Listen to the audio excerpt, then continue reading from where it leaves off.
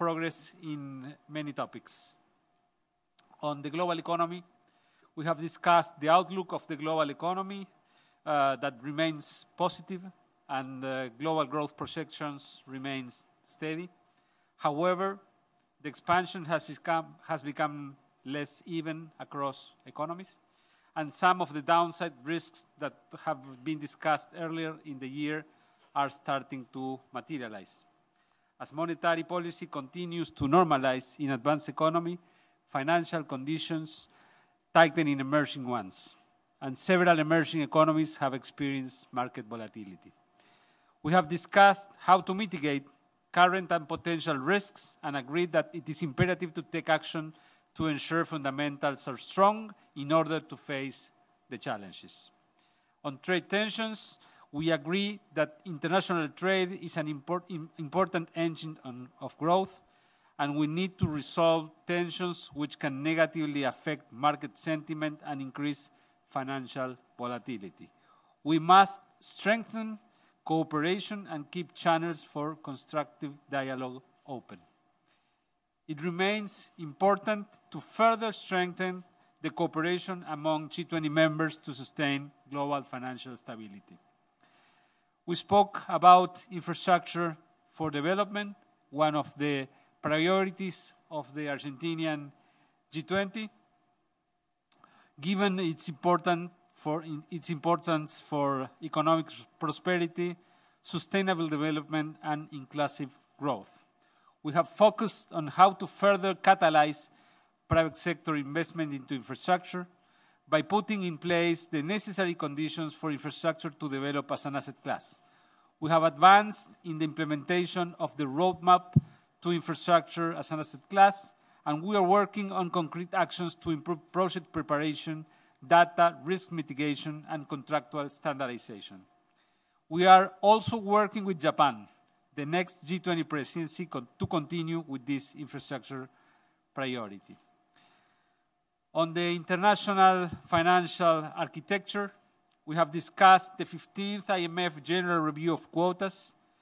Members are committed to a strong quota-based and adequately resourced IMF at the center of the global financial safety net, and to finish the 15th Global Review of the Quota by the agreed deadline, no later than the IMF World Bank Group annual meetings of 2019. We have been making progress on dealing with debt vulnerabilities in low-income countries by promoting sustainable and transparent practices by borrowers and creditors, both official and private. Also, the Eminent Persons Group has presented its final recommendations at this meeting. This report gives us the opportunity to reflect 10 years after the onset of the global financial crisis on ways to improve the international financial architecture and make it more effective. On the compact with Africa, we were working on this important initiative designed to promote private investment in Africa, including in infrastructure. The engagement and interest among African countries to join has remained high, and there are already 12 African countries participating. At the same time, it is important to remember that this is a long-term initiative. So having said that, we open the room for questions. Thank you very much. Enda Curran from Bloomberg News. Minister, could I ask you, you said there was an agreement for a need to resolve trade tensions. How tense are things on the trade front at the moment? And is there any evidence that those tensions are going to ease in the near to medium term? Thank you. Well, the G20 provides a mechanism to seek consensus and strive collectively towards our shared goals. But even having this governance group working, we know that there are trade tensions, and we have to work together in solving them. I think that it's important to note that we had almost 1 month ago, the ministerial meeting on trade and investment in Mar del Plata in Argentina. And as you know, the meeting was extremely successful since ministers agreed the first ministerial statement in over 2 years.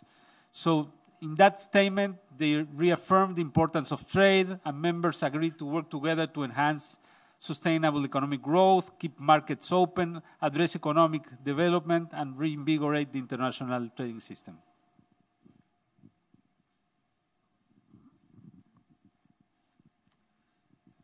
Hello, I'm Thierry Augier from Global Markets.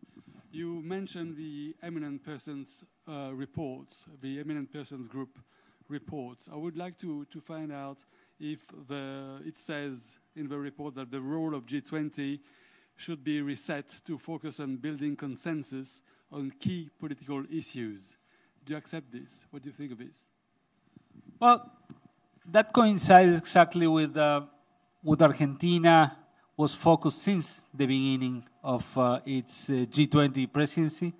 We wanted to streamline the process, to reduce the size of the communiques, to reduce the range of the topics that are being treated, concentrating on global governance and the most important issues regarding that. I think that a lot of advances were done in this regard, and that coincides with the report of the Eminent Persons Group, who sees the G20 as the most important governance group that we have right now to solve the global problems. Of course, the report also treated other issues on how to improve the efficiency of the usage of the MDB's funds and other type of issues. It's a long report that is very useful and that was considered by the members. Hi, Payung-sak from NHK. You have already mentioned about the concern about the trade war, but may I ask you once again that how member country express concern about the U.S.-China trade war and the U.S. protectionism policy? What kind of reaction do they have?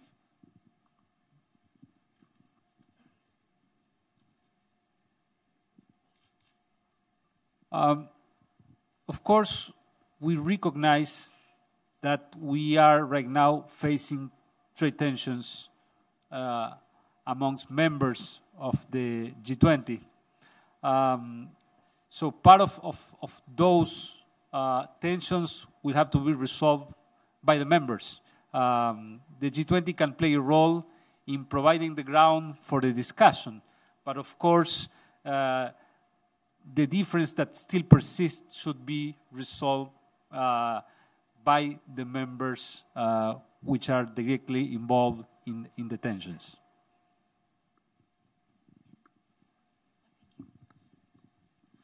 Grace on Dara TV. As one of the representatives of emerging and developing countries, despite the limitations, how can Indonesia's involvement in the G20's benefit its people and the developing world in general? Thank you. Well, I think that the G20 was originally born as a group on the onset of the Asian financial crisis in 97, 98. So first it was a group conformed by ministers of finance and governors of central banks that started to work on how to strengthen the global safety net, to strengthen the financial regulation, and it played a very useful role. On the onset of the financial crisis of 2008, the G20 was converted into a group led by the leaders that played a crucial role in avoiding that the financial crisis of 08-09 was deeper. So basically, it is important to maintain the functioning of the G20. So in case of necessity, like the role played in 08-09, in that period, the role of the G20 was crucial in avoiding the resurgence of protectionism as a way to resolve the crisis. And rather than that, to put an important role in the IMF and in resolving the global imbalances. And in the good times, the G20 is having an important role in leading a permanent agenda, for example, on taxation, in which, in the work coordinated by the OECD, we are solving a lot of problems in terms of the risks that digitalization is posing to taxation, or to avoiding BEPS and tax evasion through the mechanisms of exchange of information coordinated by the OECD under the umbrella of the G20. Also, the G20 right now is taking care of very pressing issues like how to regulate cryptocurrencies. We are working in issues also related to money laundering, to strengthening the global financial system. So I think that there's a role in the times of the crisis in which the G20 proved to be crucial, and there's a permanent role in the good times also addressing the day-to-day issues in which the G20 is reaching advances.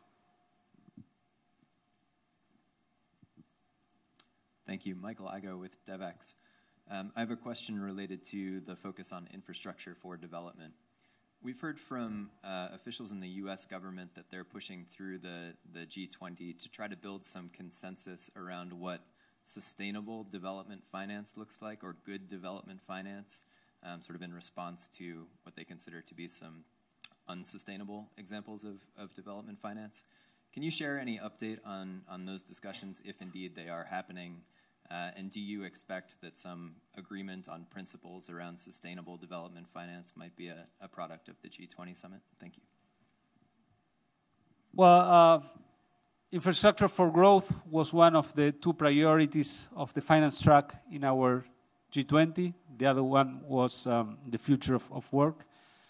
So on the deliverables that we were seeking when we put the issue of infrastructure and in our G20 was to try to recreate or to create a new asset class, which is infrastructure financing, as it were the global bonds for emerging markets in the 90s.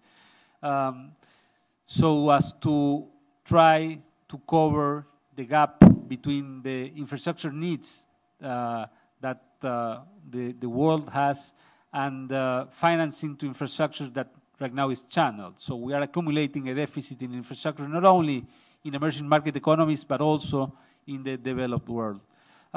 So in our view, we made concrete steps towards building infrastructure as an asset class. We developed a roadmap of 7 steps so as to complete this process of having infrastructure as an asset class. It will be the task for Japan to finish this process, and after that, we think that we will have done a major step in terms of putting together the enormous liquidity that the financial sector has with the large deficit in infrastructure that most of the countries in the world are facing. Last question. Thank you for taking my questions. I'm now Aoyama from the Asahi Shimbun, Japan's newspaper.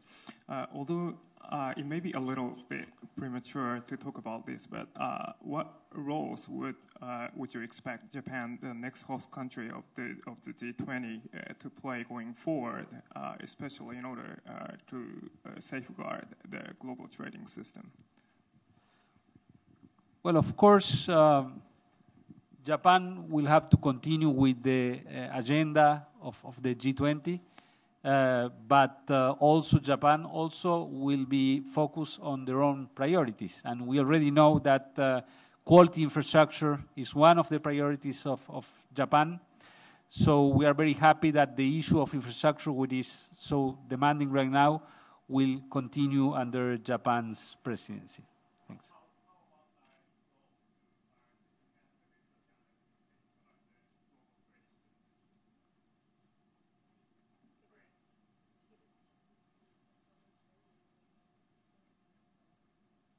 Well, the priorities of Japan will be defined by Japan.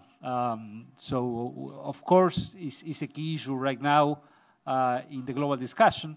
But as Argentina decided its priorities under its G20, Japan will be the one deciding on its priorities. Thanks a lot.